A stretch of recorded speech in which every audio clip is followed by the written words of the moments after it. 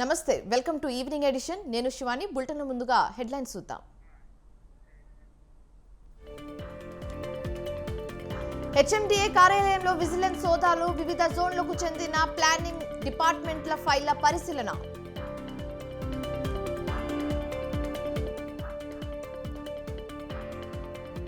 BRS కు సవాల్ చేసే అర్హత సీఎం కు లేదు రేవంత్ రెడ్డి భాష మార్చుకోవాలన్న బల్క సుమన్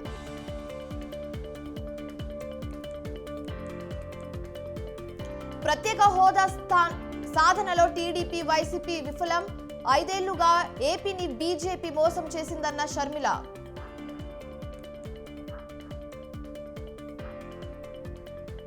గచ్చిబౌలి డ్రగ్స్ కేసులో పోలీసుల ముమ్మర దర్యాప్తు A10 గా దర్శకుడు క్రిష్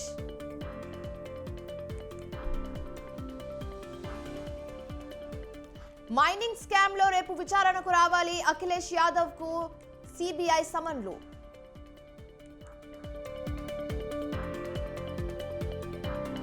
తెలంగాణలో బీజేపీ దూకుడు మార్చి 4-5 తేదీల్లో మోదీ రాక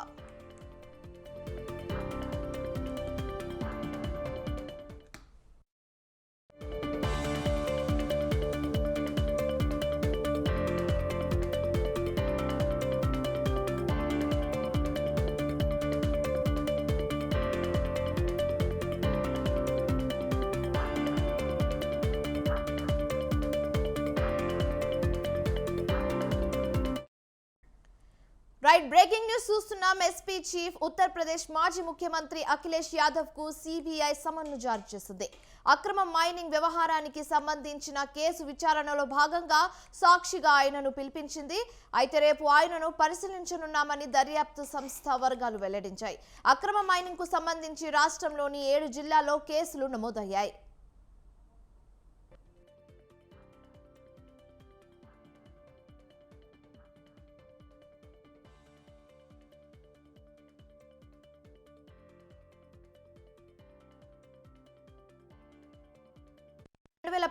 మధ్య కాలంలో నిబంధనలను ఉల్లంఘించి అధికారులు గన్లను కేటాయించారన్న ఆరోపణలు ఉన్నాయి అయితే ఈ క్రమంలోనే సిబిఐ దర్యాప్తు జరుపుతుంది అఖిలేష్ 2012 నుంచి 2017 మధ్య కాలంలో ఉత్తరప్రదేశ్ ముఖ్యమంత్రిగా పనిచేశారు 2012-13లో మైనింగ్ మంత్రిత్వ శాఖ బాధ్యతలు పర్యవేక్షించారు అయితే ఈ నేపథ్యంలో సిబిఐ ఆయనను విచారించనందుకు సిద్ధమైంది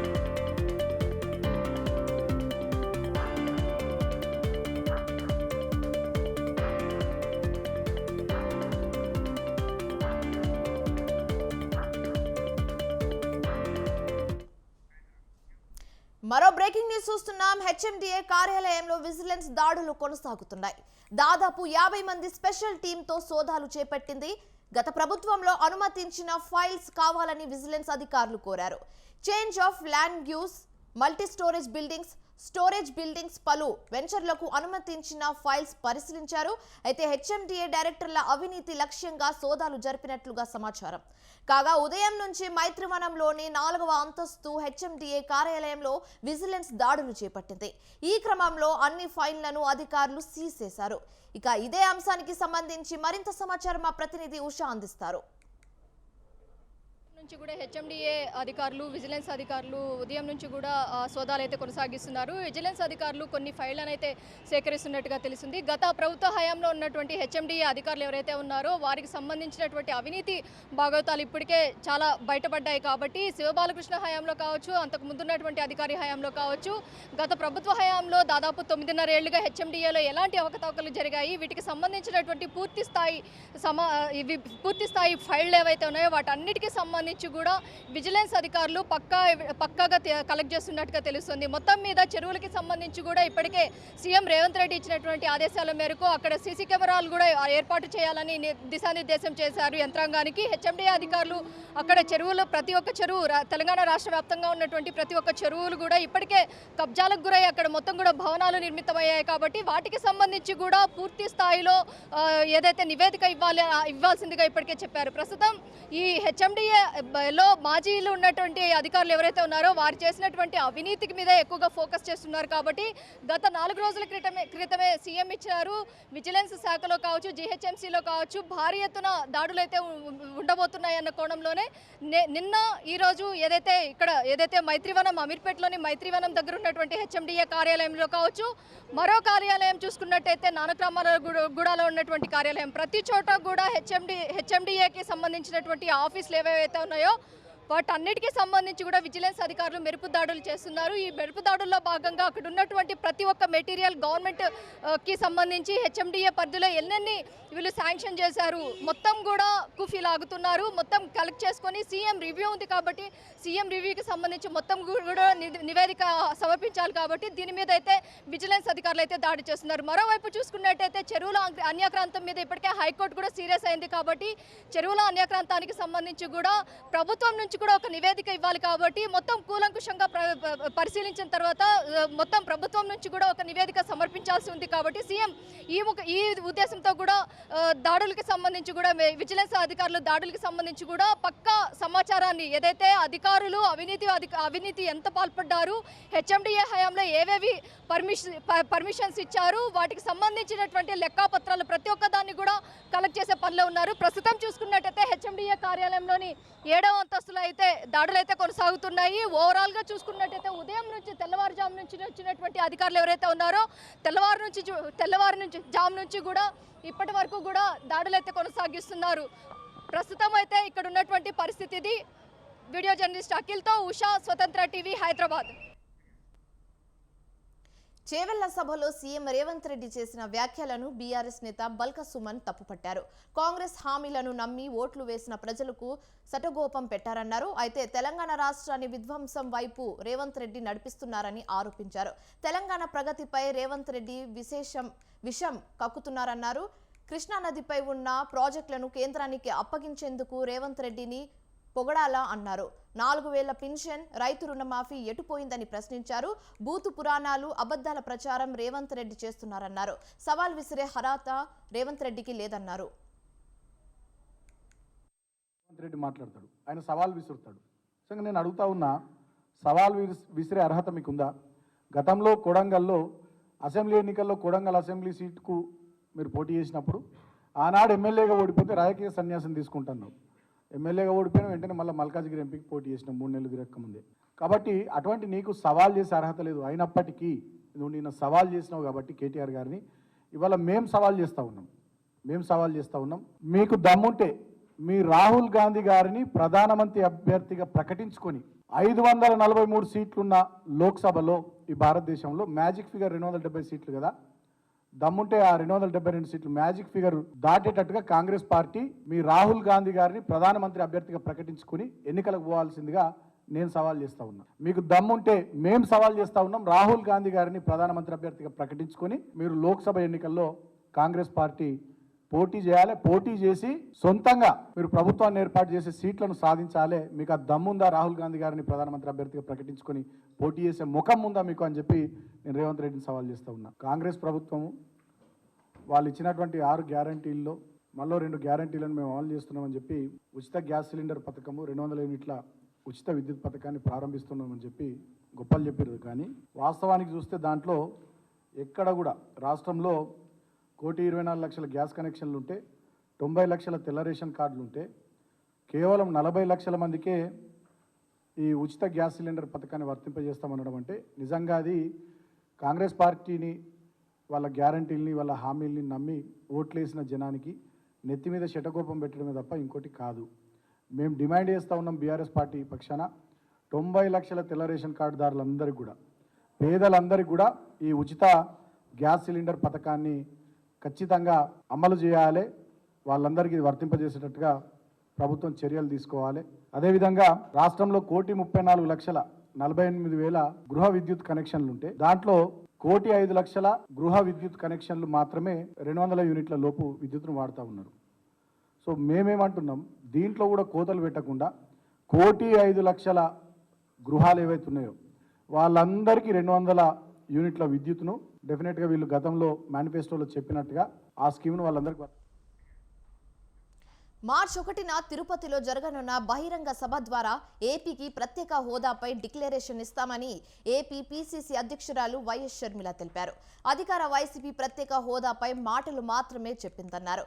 10 ఏళ్లు ఏపీకి ప్రత్యేక హోదా అని తిరుపతి సభలో ప్రధాని మోదీ మాట ఇచ్చారనే విషయాన్ని ఆమె గుర్తు చేశారు. ఇక అదే వేదికగా ఇప్పుడు హోదాపై డిక్లరేషన్ ప్రకటిస్తామని షర్మిల తెలిపారు. అధికారంలోనే ఉంది. ప్రత్యేక హోదా ఇస్తాము అని మాటిచ్చింది కూడా బీజేపీ పార్టీ. మోడీ గారు ఎన్నో వాగ్దానాలు ఇచ్చారు.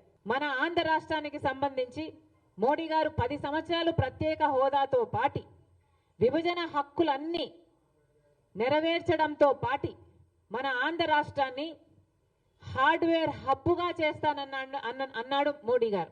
మేక్ ఇన్ ఇండియాలో భాగంగా ప్రతి వస్తువు తయారీకి ఆంధ్ర రాష్ట్రంలో కూడా జరుగుతుంది. మేము ఆ ఏర్పాటు చేస్తాము. మరి ముఖ్యంగా హార్డ్వేర్ హబ్బుగా ఆంధ్ర రాష్ట్రాన్ని తయారు చేస్తాము అని మోడీ గారు ఆ రోజు మాట ఇచ్చారు. మోడీ గారు చెప్పిన మాట ఒక్క మాట అంటే ఒక్క మాట అయినా నిలబెట్టుకున్నారా? మరి మోడీ గారు 10 సంవత్సరాలుగా ఆంధ్ర రాష్ట్రాన్ని, ఆంధ్ర రాష్ట్ర ప్రజలను మోసమే చేస్తున్నారు. ఇంత చేసినా కూడా బీజేపీ ప్రభుత్వం మనకు ఒక్కటంటే ఒక్క మేలు కూడా చేయకపోయినా కూడా ఈరోజు మన కర్మ ఏమిటంటే అటు పాలక పక్షం, ఇటు ప్రతిపక్షం. రైతు బాగుంటేనే రాష్ట్రం బాగుంటుందన్నారు సీఎం జగన్. వరుసగా 5వ ఏడాది రైతు భరోసా ఇస్తున్నామని తెలిపారు. మొత్తం 53.58 లక్షల మంది రైతన్నల ఖాతాలో 1,78 కోట్లు జమ చేశామన్నారు. 57 నెలల్లో రైతు భరోసా కింద మొత్తం 34,288 కోట్లు అందించామని తెలిపారు. మేనిఫెస్టోలో చెప్పిన దానికన్నా ఒక్క రైతుకు అదనంగా 17,500 ఇస్తున్నామని చెప్పారు. మరో మంచి కార్యక్రమానికి శ్రీకారం చుడతా ఉన్నాం. రైతు బాగుంటేనే రాష్ట్రం బాగుంటుందని ప్రగాఢంగా కూడా నమ్మిన ప్రభుత్వం మనది. అందుకే 57 నెలల్లో వేసిన ప్రతి అడుగు కూడా రైతు బాగుండాలని, రైతు కూలీ బాగుండాలని మనసా వాచ కర్మన ప్రతి అడుగు కూడా అదే డైరెక్షన్లో వేస్తూ వచ్చాం. 5వ ఏడాది ఎక్కడా కూడా క్రమం తప్పకుండా ప్రతి సందర్భంలోనూ రైతుకు అందాల్సిన సమయంలో రైతుకు సహాయం అందిస్తూ ఎక్కడా కూడా క్రమం తప్పకుండా 5వ ఏడాది 3వ విడత రైతు భరోసా సొమ్మును ఈరోజు విడుదల చేస్తూ ఉన్నాం. దాదాపుగా 53,58,000 మంది రైతన్నలకు, వారి కుటుంబాలకు మంచి చేస్తూ బటన్ నొక్కి ఈ 3వ విడత సందర్భంగా ఈ సంవత్సరం, ఈ ఏడాది చేస్తూ ఉన్న ఈ రైతు భరోసా సాయం ఒక్కో రైతన్న కుటుంబానికి మరో 2,000 రూపాయలు చొప్పున నేరుగా 1,078 కోట్ల రూపాయలు వారి ఖాతాల్లోకి జమ చేస్తా ఉన్నాం. దేవుడి దయతో ఈరోజు వరుసగా 5వ ఏడాది వైఎస్ఆర్ రైతు భరోసా పెట్టుబడి సాయం సొమ్మును రైతుల ఖాతాలో సీఎం జగన్ జమ చేశారు. రబీ 2021-22, ఖరీఫ్ 2022 సీజన్లకు అర్హులైన రైతు కుటుంబాలకు 0 వడ్డీ రైతు సొమ్మును చెల్లించారు.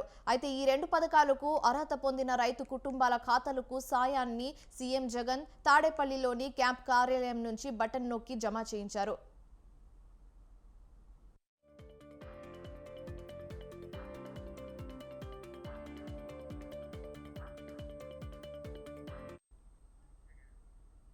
అబద్ధపు హామీలతో కాంగ్రెస్ అధికారంలోకి వచ్చిందన్నారు నిజామాబాద్ ఎంపీ అరవింద్.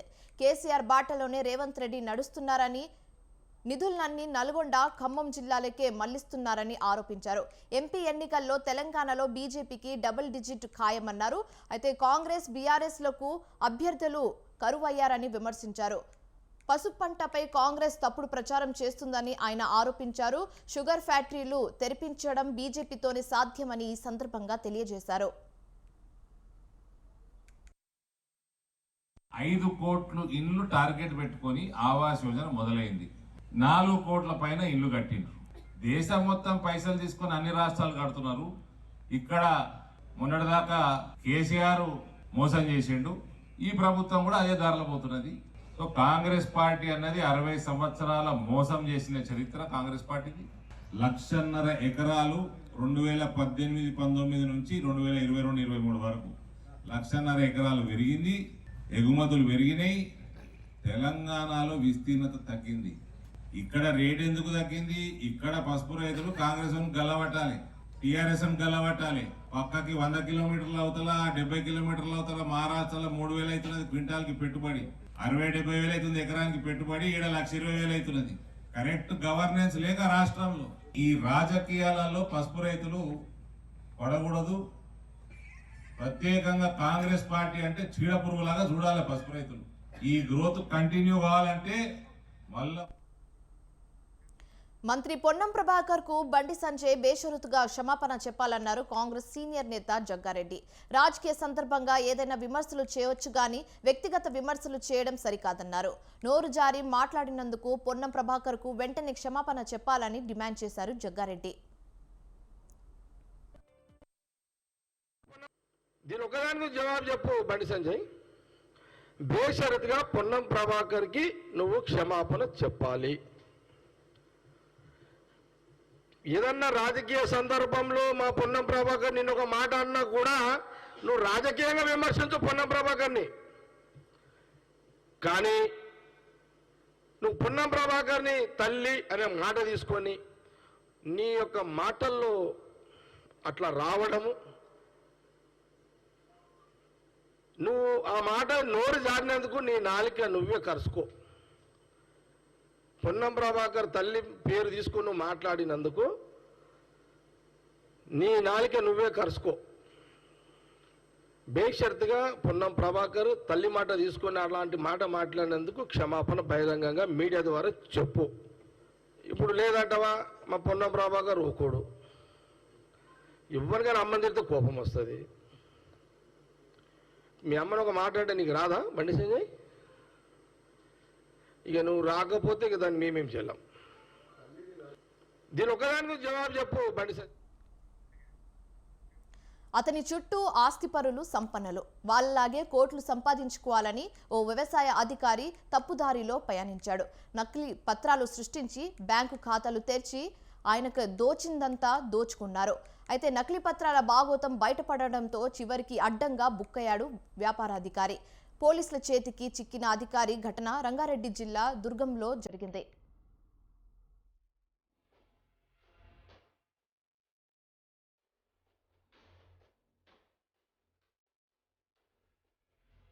తెలంగాణలో గొర్రెల పంపిణీ స్కామ్ మరొక ముందే మరో కుంభకోణం వెలుగులోకి వచ్చింది. రైతు బీమా, రైతు బంధు పథకాల పేరిట వ్యవసాయ శాఖలో ఏఈఓ ఏకంగా 2 కోట్ల రూపాయలు కొట్టేశాడు. బతికున్న రైతులను చంపేసి వారి పేరిట నకిలీ పత్రాలు సృష్టించి రైతు బీమా పథకం కింద ₹1 కోటి, రైతు బంధుకు చెందిన మరో ₹1 కోటి కాజేశారు. రంగారెడ్డి జిల్లాకు చెందిన కొందుర్గు ఏఈఓ గోరెటి శ్రీశైలం, అతనికి సహకరించిన క్యాబ్ డ్రైవర్ ఓదెల వీరాస్వామిని పోలీసులు అరెస్టు చేశారు. ఈ కేసు వెనుక ఎవరెవరున్నారనే కోణంలో సైబరాబాద్ కమిషనరేట్ పోలీసులు లోతుగా దర్యాప్తు చేస్తున్నారు.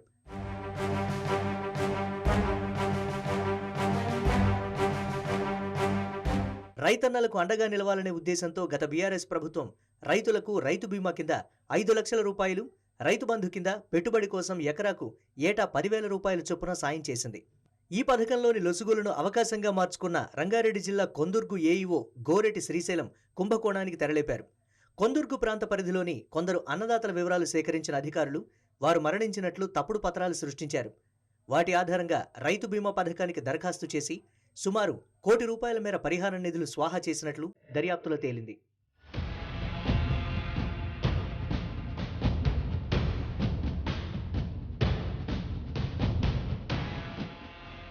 కొందుర్గుకు చెందిన 20 మంది బతికున్న రైతులు చనిపోయినట్లుగా నకిలీ పత్రాలు సృష్టించి 2019 సంవత్సరం నుంచి ఇప్పటి వరకు అక్రమాలకు పాల్పడుతున్నట్లు పోలీసుల దర్యాప్తులో వెల్లడైంది. రైతు బీమా కింద ఇచ్చే పరిహారాన్ని ఎల్ఐసి చెల్లిస్తుంది. అయితే ఆ క్లెయిమ్ల చెల్లింపులకు సంబంధించి ఎల్ఐసి ఎప్పటికప్పుడు క్షేత్రస్థాయిలో తనిఖీలు చేస్తుంది. ఈ క్రమంలోనే రంగారెడ్డి జిల్లా కొందుర్గు మండలంలో ₹1 కోటికి పైగా బీమా పరిహారం పక్కదారి పట్టినట్లు గుర్తించింది. ఆ విషయంపై ముంబైలోని ఎల్ఐసి ప్రధాన కార్యాలయం ఇచ్చిన సమాచారంతో అధికారులు సైబరాబాద్ పోలీసులకు కంప్లైంట్ చేశారు. దీంతో కేసు నమోదు చేసుకున్న సైబరాబాద్ కమిషనరేట్ పోలీసులు దర్యాప్తును వేగవంతం చేశారు. Agriculture extension officer of Kondurgu మండల్లో స్పెషల్లీ రైతు బీమాలో కొన్ని living persons already who have passed away, some people expire అయిపోయిన కొందరు, వాళ్ళ ఐడెంటిటీస్ క్రియేట్ చేసి ఎన్రోల్ చేయించుకొని రైతు బీమాలో, then after few days or months వాళ్ళకి మళ్ళీ ఒక ఫేక్ డెత్ సర్టిఫికేట్ క్రియేట్ చేసి అప్లోడ్ చేసి ఆ బీమా అకౌంట్, రైతు బీమా వచ్చిన ఫండ్స్ కోసం సెపరేట్ అకౌంట్స్, ఆయన కంప్లీస్ కలిసి సెపరేట్ అకౌంట్స్ క్రియేట్ చేసి ఆ అకౌంట్స్కి డబ్బులు డైవర్ట్ చేసేసి దానికి సైఫన్ ఆఫ్ చేయడం జరిగింది. రైతు బంధు స్కీమ్లో కూడా ధరణి నుంచి వచ్చిన డేటా చూసుకొని ఎవరెవరు క్లెయిమ్ చేయటం లేదు వాళ్ళది ఐడెంటిటీస్ వాడేసి హీ హాజ్ ఇన్సర్టెడ్ అగైన్ ఈ బ్యాంక్ అకౌంట్స్, ఆయన సొంత బ్యాంక్ అకౌంట్స్ అండ్ వాళ్ళ కంప్లీస్ బ్యాంక్ అకౌంట్స్ పెట్టేసి డబ్బులు క్లెయిమ్ చేసుకోవడం జరిగింది. రైతు బీమా కుంభకోణం దర్యాప్తు చేస్తున్న క్రమంలోనే రైతు బంధు కింద కోటి రూపాయల నిధులు పక్కదారి పట్టినట్లు పోలీసుల దృష్టికొచ్చింది.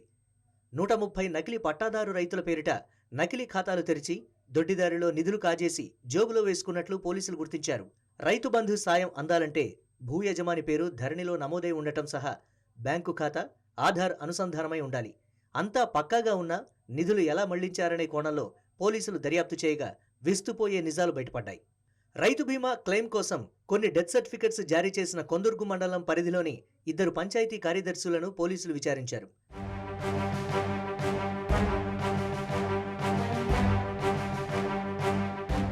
సీసీఎల్ఏ నుండి రైతు బీమా పోర్టల్ ద్వారా పట్టాదారు పాస్బుక్ ఉపయోగించి సమాచారాన్ని సేకరించి నకిలీ క్లెయిమ్స్ చేశారు. రైతు బీమా పోర్టల్లో నకిలీ పేరు, అసలు పట్టాదారు పేరుకు బదులుగా ఆధార్ నెంబర్, సీసీఎల్ఏ ప్రకారం వారి ఆధార్ నెంబర్ను ఉపయోగించి సీసీఎల్ఏలో నమోదు చేశాడు. సీసీఎల్ఏ కార్యాలయం సరైన ధృవీకరణ తర్వాత పథకాన్ని ప్రారంభించడానికి రైతు బీమా పోర్టల్ ద్వారా వ్యవసాయ అధికారికి ప్రతి సంవత్సరానికి పట్టాదారు వివరాలను పంపుతుంది.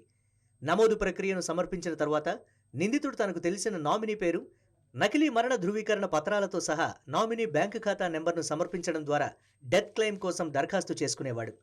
9 బ్యాంకు ఖాతాలో బీమా మొత్తాన్ని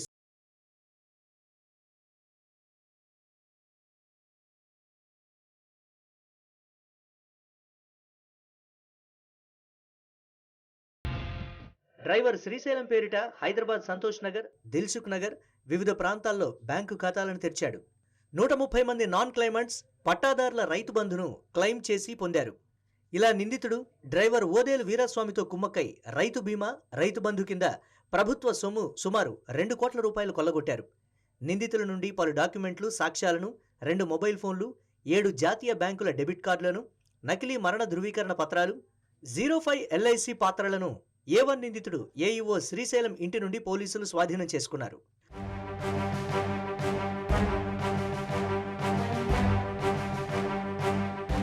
నిందితుడు AEO భార్య బ్యాంకు ఖాతాలకు తన సహచరుడి సహాయంతో డబ్బు మొత్తాన్ని డ్రా చేసి ఆస్తులు కొన్నాడు. కొందుర్గు గ్రామంలో 2.35 ఎకరాలు, తుమ్మలపల్లి గ్రామంలో 8.20 ఎకరాల వ్యవసాయ భూమి, తుమ్మలపల్లిలో 183 చదరపు గజాలు చౌరస్తాలో ఓపెన్ ప్లాట్ను AEO భార్య మహేశ్వరి పేరు మీదే ఆస్తులన్నీ కొనుగోలు చేశాడు. నకిలీ పత్రాలు సృష్టించి డబ్బులు కొట్టేశాడు. దీంతో 2 నిందితులను అరెస్టు చేసి అసలు ఈ తతంగం వెనుక ఎవరున్నారనే కోణంలో సైబరాబాద్ పోలీసులు ముమ్మరంగా దర్యాప్తు చేస్తున్నారు.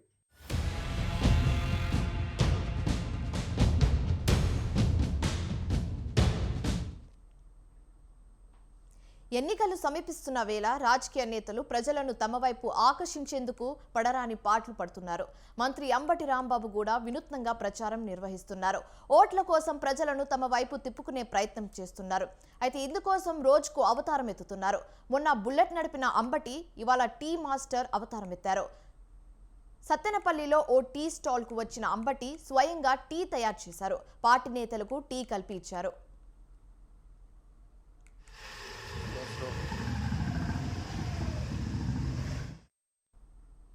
అంతేకాదు అంబటి దోశలు కూడా వేశారు. అంబటి అంతకుముందు కూడా నియోజకవర్గంలో పర్యటించిన ఆయన బుల్లెట్ బండి నడుపుతూ సందడి చేశారు.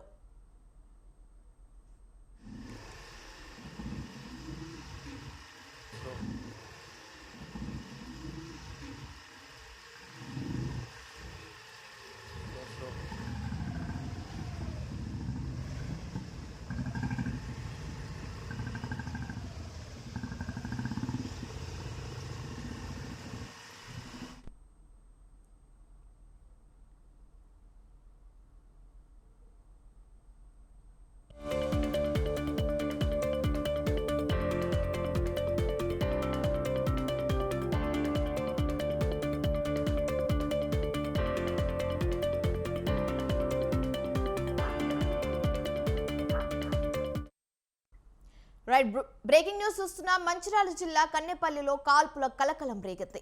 కుటుంబ కలహాలతో అత్త మామపై అల్లుడు కాల్పులు జరిపాడు. నాటు తుపాకీతో కాల్పులు జరిపినట్లుగా తెలుస్తుంది.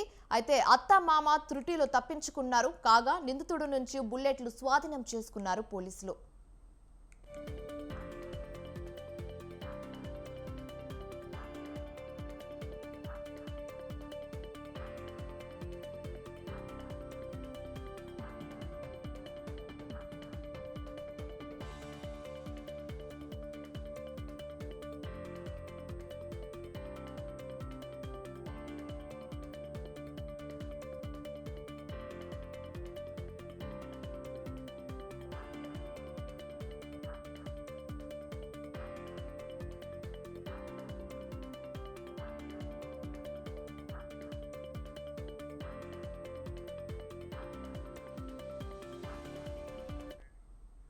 ఇక ఇదే అంశం మీద పూర్తి సమాచారం మా ప్రతినిధి శ్రీనివాస్ ఫోన్ ఇన్ ద్వారా అందిస్తారు. శ్రీనివాస్, చెప్పండి.